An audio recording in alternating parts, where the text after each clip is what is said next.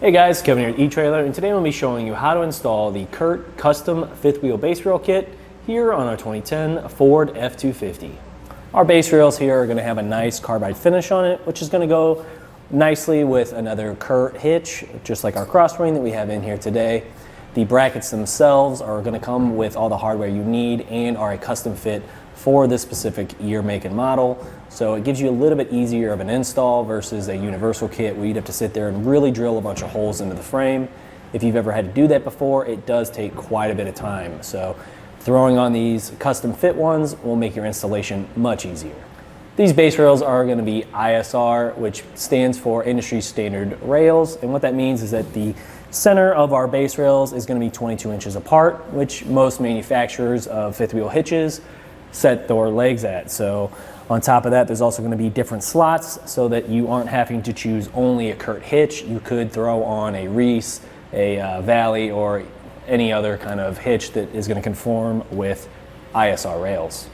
Now, one thing that most people find kind of inconvenient about base rails is that they just sit above your bed here and they aren't really easy to take out. It's not some simple thing that you can unstrap. It is bolted down, but it is going to sit about an inch above. So right now, with it sitting on the corrugation right here, it is an inch higher, so you will have to kind of take that into account if you're trying to put other things in the bed of your truck. If you wanted a completely underbed option, you could go with a gooseneck hitch and then use a like B&W or maybe a different adapter that can take on your fifth wheel hitch if it is set up for base rails. As far as installation goes, it is a very varying process depending on the vehicle. So you could have different things under your truck. You could have lines ran a different way than how it was for us today. Overall, it really isn't hard. It's just kind of tedious. So like I said, there's a lot of things that you kind of have to work around. You don't have to have your truck up on a lift or anything like that. You can do everything on the ground. You could do this at home really easily, but like I said, just kind of plan a good 2-hour chunk of the day just to kind of really get everything set correctly, and definitely take your time while you're making your measurements. You don't want to drill any extra holes in your bed that you don't need. For the first step of our installation, you're going to want to first remove that spare tire. So go ahead and drop that off, get that out of the way, and then you're going to grab one of your base rails and you're going to set it up in the bed of your truck. Now from there, you're going to go ahead and take your tape measure and you're going to measure from the tailgate end of your bed. So have it right up on that lip. You're going to come out to 54 3/16. I've already gone ahead and gotten my base rail in position. You're going to want to make sure that you go back and forth and that it's on both sides. You're getting that same measurement just to make sure that we're even. And then once you know that you're right at that, you can go ahead and take a paint marker, and on your 4 corner bolt holes, we're going to just color that in with our paint marker because we're going to drill down through the bed right here so we can get our bolts in place. Now on this side, we do kind of end up on the edge or lip right there, that corrugated bed. So that is going to be a little bit of a challenge, but it just kind of is what it is. But now we can go ahead and kind of slide our base rail out of the way and grab our drill. So the next step is to take a center punch and just put a nice dent in there so that you can see it from the bottom. If you feel confident in that hole, you can go ahead and just drill it out after you put that center and just use an 1/8 inch bit. That way you can really see down there. But if you don't want to risk putting extra holes in your bed, you can wait, get your side brackets on in place and see if this matches up. So we're going to go ahead and try that first, and then if we can't really tell, we're going to go ahead and switch over to just putting that 1/8 inch hole in.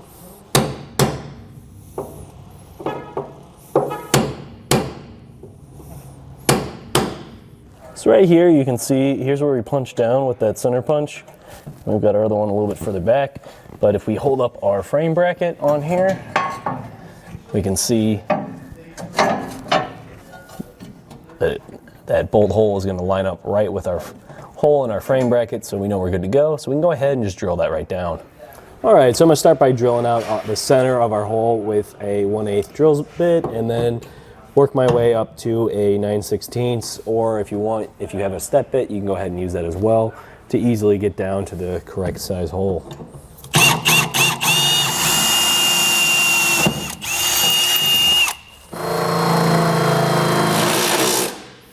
I'm going to go ahead and just take a file and kind of clean up the edges of these holes. We want to make sure that they're not sharp, that way we don't cut ourselves while we're working on it. And then I'm going to go ahead and take a paint marker and just kind of get around there and make sure that we get a nice even coat of paint on there so that it prevents our bed from rusting out.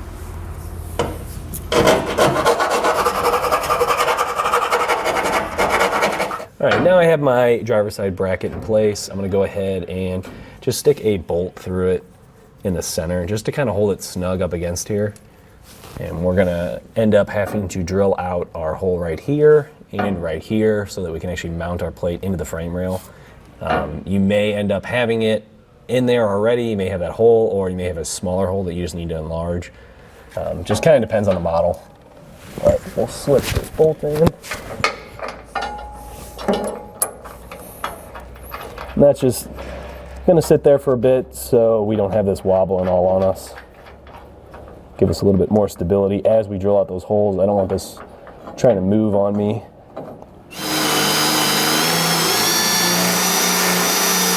All right, now that we've gone ahead and drilled out our hole, we're going to go ahead and we're going to take our 5/8 bolt along with our black spacer. It's the biggest one in the pack. You're definitely going to know exactly which one I'm talking about. And then our 5/8 bolts locking flange nut. So we will slip that over. All right, so I'm going to sneak this spacer block behind our wiring right here and push our bolt through. Now we can go ahead on the other side and just hand tighten on our flange nut. All right, now we're going to repeat the same process with our 1/2-inch hole right here at the front, towards the front of our bed on our cab side. We're just going to drill it in and kind of work our way up to that 1/2-inch bit.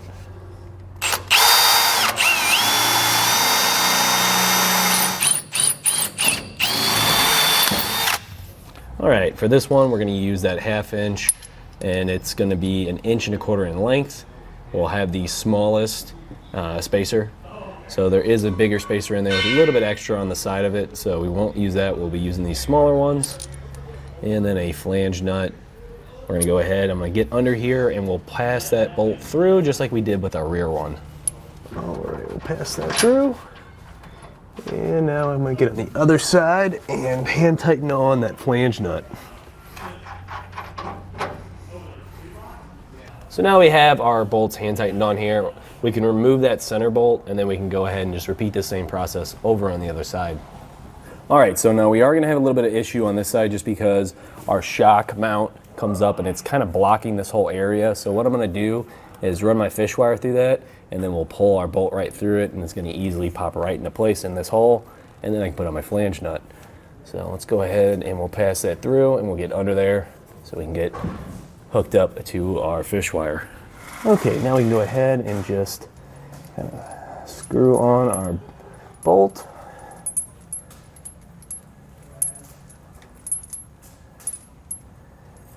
And then I'm going to get the spacer in there kind of first, just to make it a little bit easier to transition in.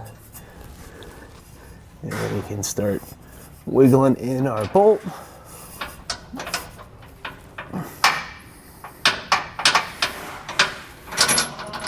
And if we just wiggle our fish wire, we'll get it to pop out through our hole.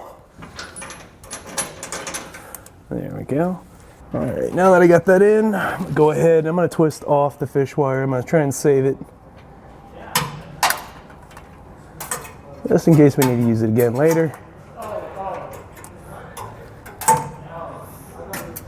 And then we can stick on our flange nut. And we'll just get that hand tight for right now. So now we're going to go ahead and we're going to stick our base rail back in place.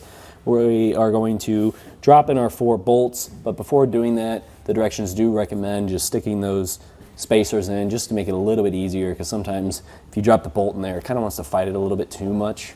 So we'll get back down under there, put our spacers in, and drop down our bolts. So we're going to go with our U-shaped spacers. We're going to have that flat end sitting towards the center of the bed. Now it is pretty tight in here. We do have extra things in the way. We have this little bracket coming off from this cross beam. So it is going to be tight. We are going to have to try and really force this into place. You may need to get a screwdriver and maybe a hammer and just kind of force it in, give it a little persuasion. Looks like we're gonna have to do that here because it's just kind of catching real bad right here. All right, I've gone ahead and dropped down my bolt. Now that I got my U-shaped spacer in place, then we're gonna take our rectangle spacer that we have and our flange nut, and we can just get this hand tight for right now. And then go repeat the same process over on the other side. All right, so now we're gonna go ahead and we'll do this front side of our bracket here. We're going to slip our bolt in just because there's enough room as it is. We'll use our U-shaped spacer and then our rectangle shaped spacer and then our nut. So we'll just slip that up on there. I'm kind of going to try and hold down on that bolt just a little bit, keep some pressure until I get this started. It might back out. There we go. And then just because there's so much space here, as I'm tightening it up, I'm going to make sure that I really get that spacer kind of centered on that bolt. If you need to have a second person up top, just kind of putting some pressure down on that bolt as well, or you can stick like a block or something on there that's a little bit heavier. But we'll just get that hand tight for now and come back and torque it down once we're ready. The next step in our installation is going to be installing our base rail that's going to be closer to our tailgate. Now in the instructions they tell you to just drop your hitch into the cab side base rail and then line up your tailgate side base rail. But if there's any issues with the feet on your hitch, or maybe you just don't have an ISR hitch, that's where you could run into some issues, because then your spacing is going to be off just a little bit. What the spacing should be from the center hole that you have on your base rails to the center hole on the other base rail should be 22 inches.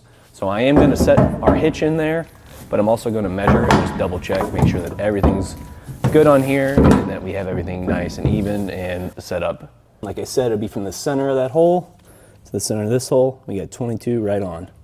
So we know we're good. One other thing I'd recommend is just also measuring from the end of your bed up to the base rail itself, just making sure both of these are the same measurement. That way you know your rail isn't crooked one way or the other. So I'm getting 32 3/8.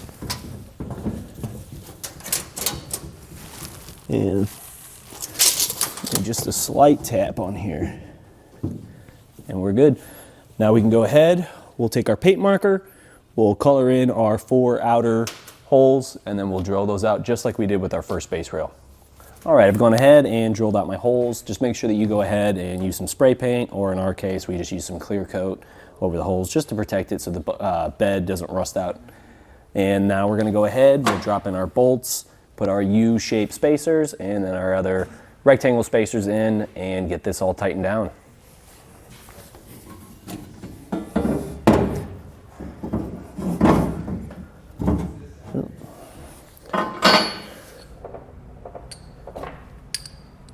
So the instructions aren't really that great. They just tell you put those bolts in, and they kind of neglect the center bolt that you're gonna have to put in as well. So on the outside of the rails, so facing the tailgate and then also facing the cab, you are gonna slip 1 bolt into these middle holes. Now, since they don't really say it until the last minute, it's a little bit inconvenient trying to pull that base rail back off and then drilling out that hole for it.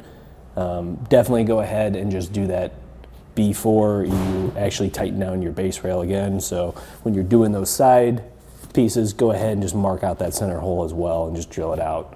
But definitely make sure, just because you're in the center right here, there's gonna be a lot more things in the way. So just double check, make sure that there's nothing that you're gonna hit when you drill through, and then go ahead and do it.